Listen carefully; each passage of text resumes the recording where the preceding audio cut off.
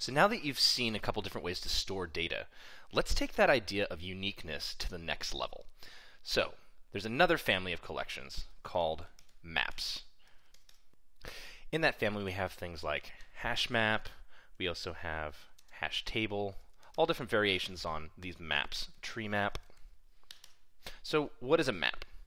Well, a map is a key value pairing structure. You're probably going to ask, what does that mean? Well, a key value system is one of the best ways to be able to store readable data in a way that you can actually find things in a system that makes sense to you.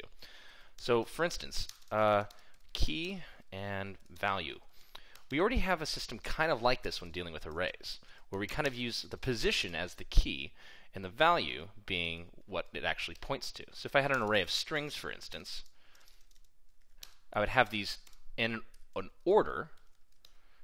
But what happens if I end up having a huge array of different things, and I get to the point where I actually want to talk about something at the very end? Well, you know, these keys that I'm looking at here, they don't really make sense to me as a normal human being. I mean, I do know that they're numbers, and I get that they're numbers, but it doesn't really help me if I'm trying to look for a specific type of thing.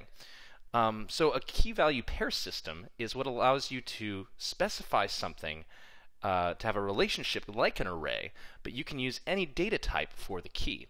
Let me show you. Let's say I have, let me create a new hash map, and as you can see here, we have a k and a v. We get to specify the type for k and the value for v. So I'm just going to have both of them be strings, so I can use some readable pieces in there. We'll call it my hash map equal to a new hash map of strings.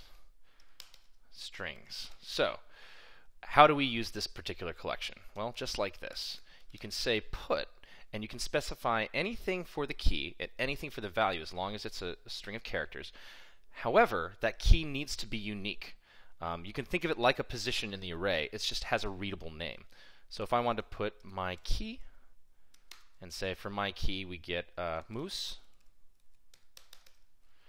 Now if I want to retrieve the value moose, I can just get it using my key. Much like this, get my key. That is actually going to give us the moose. Now I can use other keys as much as I want, as long as they're strings. Oops, we want to put that to put. So this allows us to have a structure that's really, really useful for specifying details that make human readable sense to us.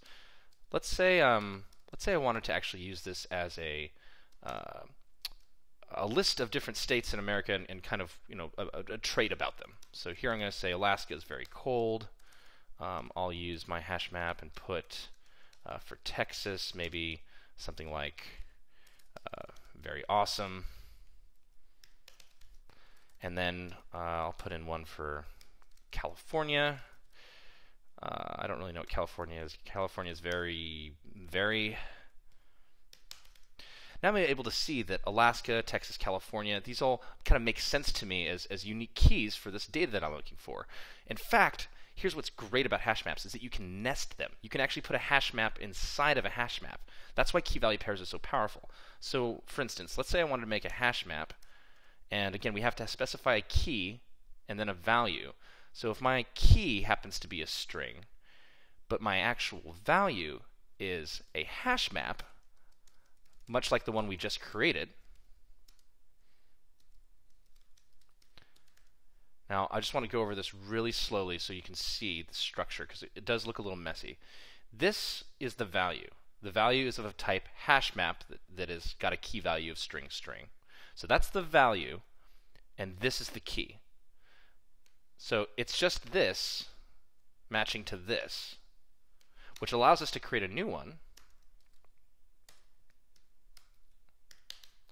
and then do something like with our new hash map. I could just say, well, this is, you know, USA areas, and now for USA, I will get that list of areas, and then I could put other countries in there and list areas of those countries, and keep on nesting and nesting and nesting. So this structure is not as fast as, let's just say, a pure array of values. It has a lot of overhead in order to be able to find these things with the key and then look up where the key and value are actually in memory.